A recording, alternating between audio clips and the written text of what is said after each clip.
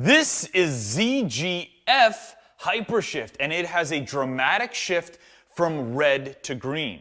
Now, an intelligent person would say base coats for this pearl would be black, reds, or greens. But right over here is the S4 with a flex blue base. I'm in a weird mood today, Gabriel. Yep. So we're going off the rails. We're going to use a completely contrasting HyperShift and base. Is it going to work out? I have no idea. Me neither. And that, my friends, is the fun of it. Not only are we going to be using a HyperShift over a base that doesn't match, we are going to hammer it on there. We're going with 25 grams per gallon, and if you know anything about interference style or white powder HyperShifts, you know that this is a crap ton of pearl.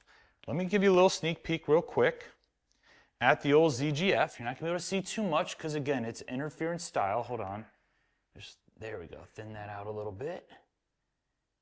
I don't remember. Is this a large particle sparkly one or one of the smallers? It might be medium. Okay, well, that's a safe answer.